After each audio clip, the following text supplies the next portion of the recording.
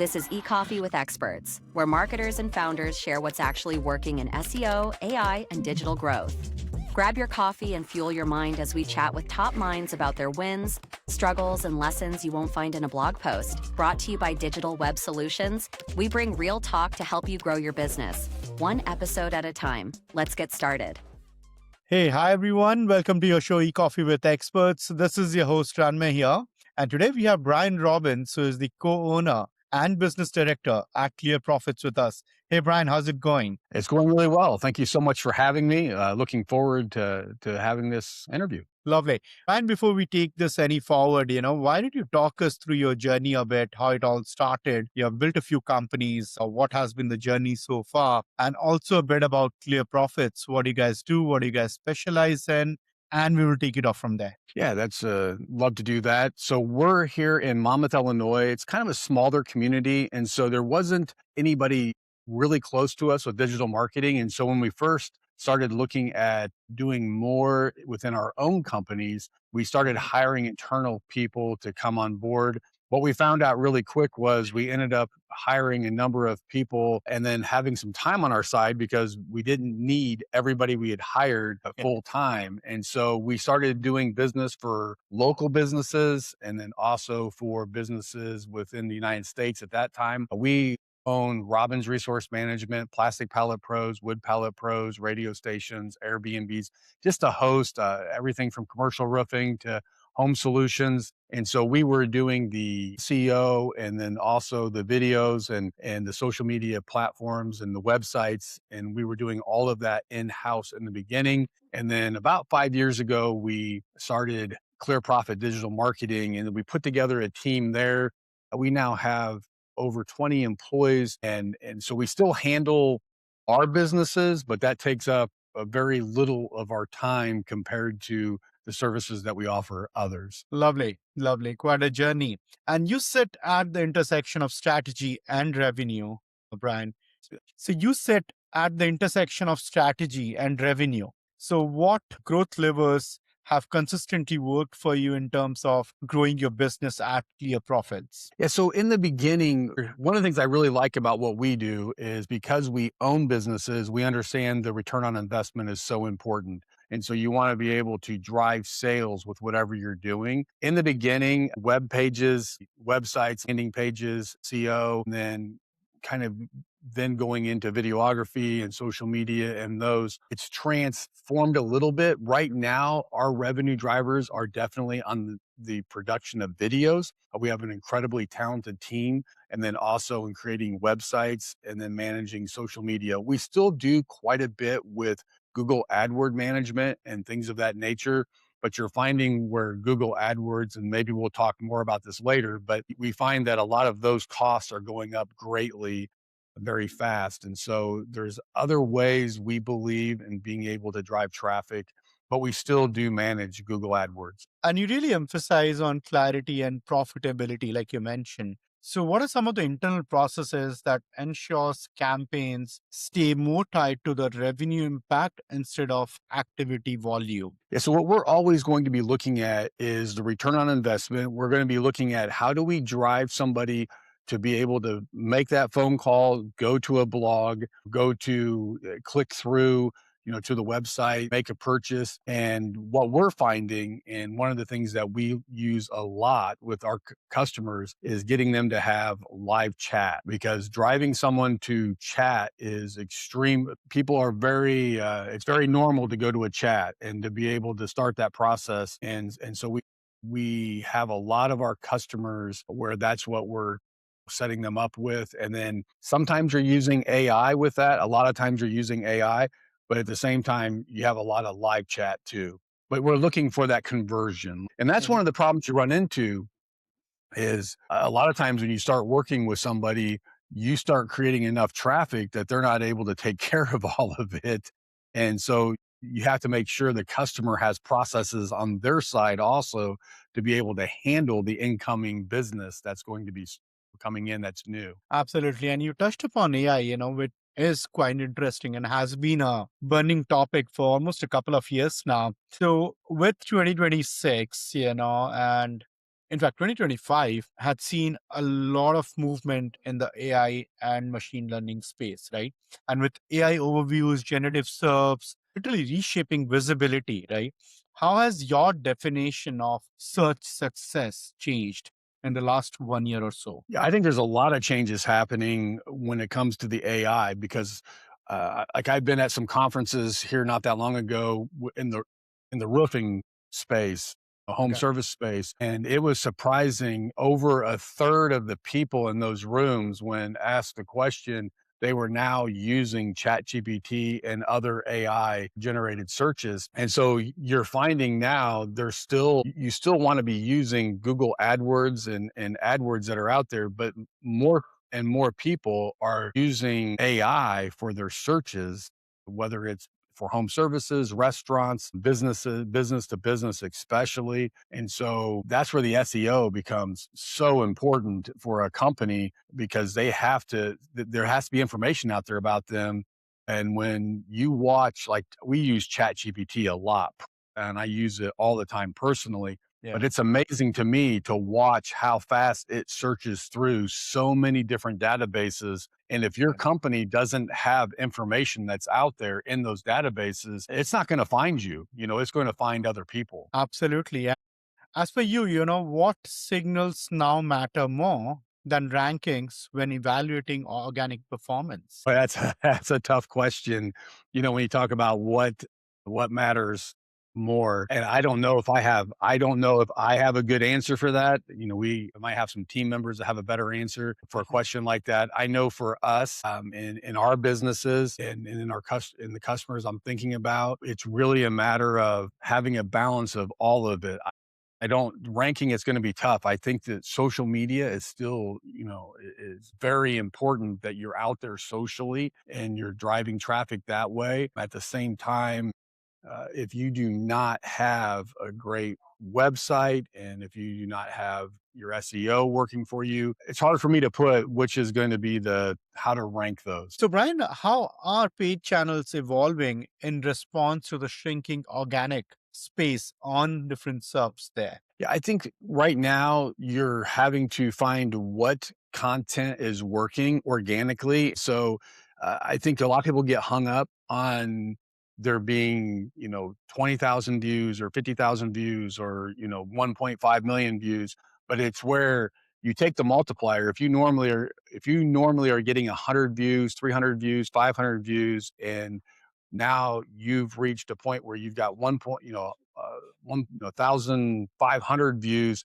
That's where you want to put money on that. And you might want to tweak it a little bit, that video, but then you want to put paid money on that on Instagram, Facebook, LinkedIn. I'm finding right now, if you're doing business to business, which we do a lot of that for our customers and then internally. And so we are pushing really hard right now to use LinkedIn more than we have in Yeah. the past. And so 2026, we're going to be, I know, pushing extremely hard at getting people to go onto LinkedIn and do the business to business there. And talking about business, Brian, you have scaled a few companies, right? So, what, as per you, are few operational mistakes, early age startups do, and then because which kind of then restricts their scale? Yeah, so the majority of businesses in the United States today, and I'll just speak to the US, we do business in other countries also like Honduras, Mexico, Brazil.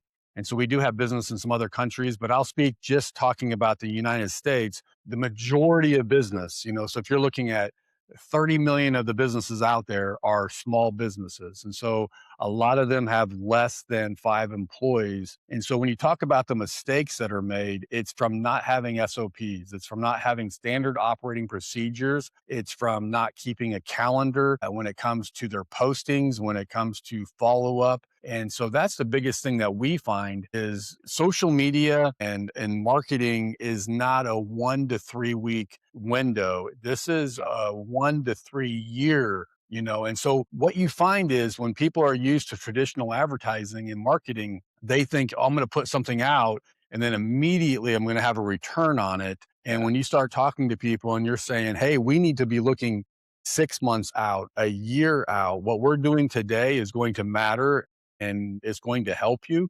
And so I would say personally for us, I'm 55 years old. I paid my first taxes when I was 8 years old. That's when I had my first taxes paid in 1978. My dad was one of those guys that's a stickler for every single rule. And so I began paying taxes at that age. And so I've been in business a very long time.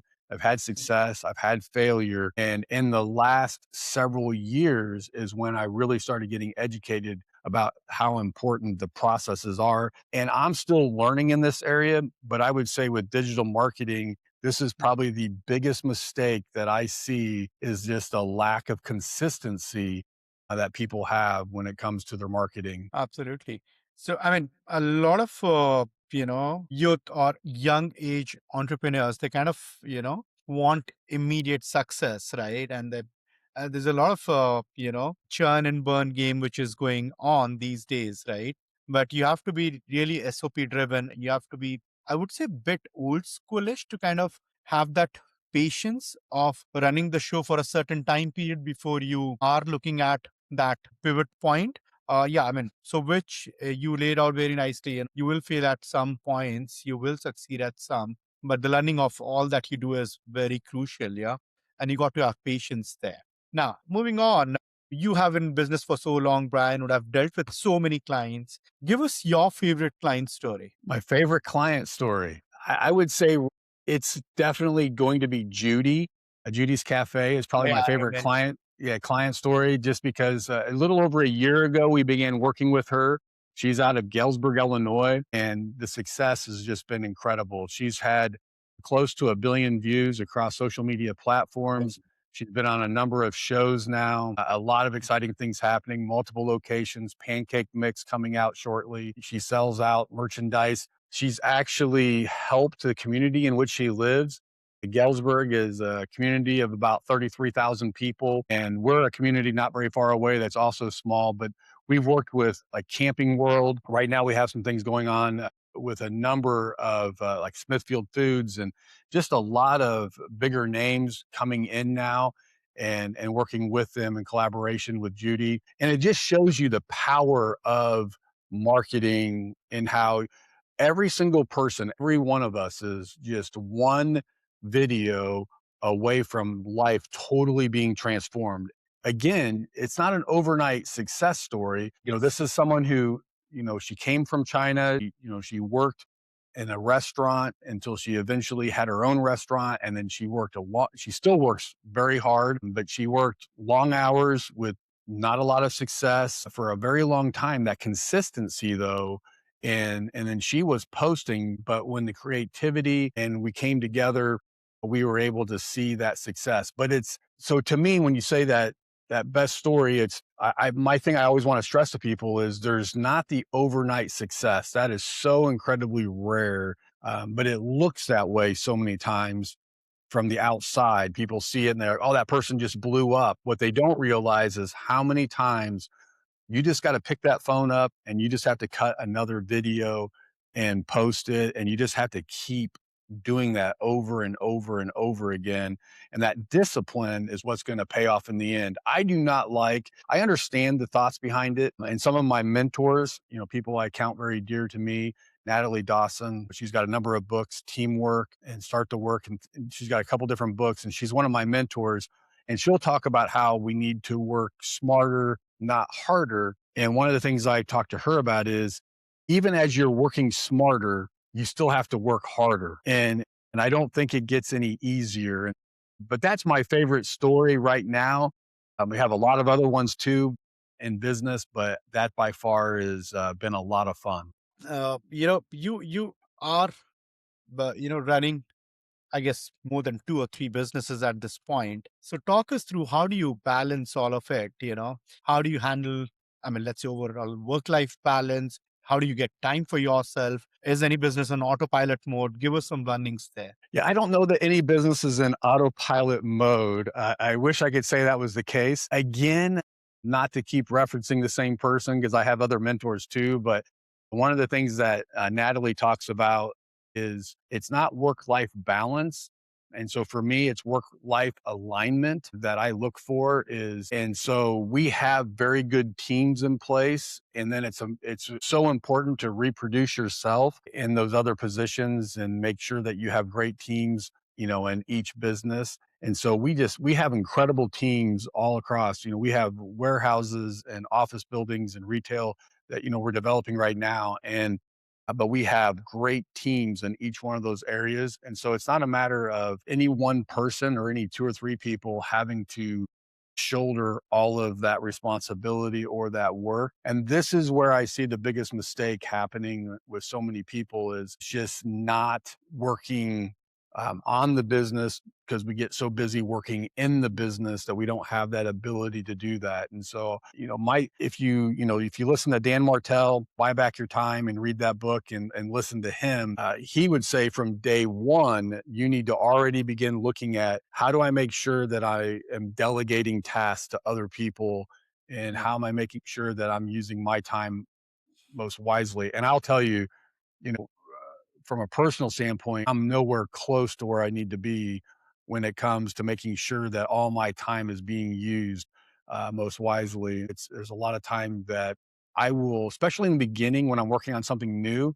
I'll want to be the one that's working on it just to see, is this working? Is it not working? Is it worth our time before I hand it over to somebody else? Absolutely. I mean, that's a typical entrepreneurial thing, right? You try it out, test the waters yourself before, kind of putting your team on it. Perfect. And this has been a great conversation. Before we let you go, for our young audiences who are trying to make a mark or start their entrepreneurial journey, what is that one piece of advice you'd want to give to them, which is like, like rule written in the Bible kind of a thing, wherein it has to be there in an entrepreneur? Yeah, I would say the biggest thing is going to be discipline. And I think the only way you're going to be able to truly have that is by making sure you have a coach and a mentor in your life. And they can be somebody that's from afar, or it can be someone that you actually know and get a chance to meet with. I'm very blessed in the sense that I have people that I'm actually able to meet with. But then I also have mentors that are people that I listen to online. I listen to Gary Vaynerchuk and Ryan Panetta, and there's a lot of different Brad Lee, and there's a lot of people I could name that are people that I tune into. Uh, and I leave with this, on that subject. I believe that you cannot control what comes out. Like you can't control what you say. People will say you can. And I know people say they do. They say, well, you have no idea the things I would like to say and I don't say, but your body language gives you away. You can't control what comes out, but you have 100% control of what comes in, and what's in you is what's going to come out. And so if you are, if people say you're always seeing problems, you're always looking at problems, you're always finding problems, and you have people out there that they're not going to see the opportunities that are out there because they're listening to too much garbage coming in. And so that's what I would tell young people and even older people that are especially starting a business. Make sure you guard what you allow to come into your circle as far as your acquaintances, friends, mentors, and coaches, but then also what you're listening to. You have 100% control. Control the controllables. There's plenty of things you can't control in business, and you need to make sure you do control what you can. Lovely, Bryon. Thank you so much for the valuable insights today. This has been a great conversation. And for our audience, if they want to reach out to you, what is the best way possible? Well, all over social media as Bryon Robbins, Bryon. So it's spelled a little bit different. We also have Robbins Resource Management. We have, the website, and then also across the social media platforms. And then at Clear Profits, it's clearprofitsdm.com is our website. And welcome to reach out to us there also. And always interested in trying to help young businesses or anybody that's in business. Lovely. Thank you so much, Brad, once again. Cheers. Thank you.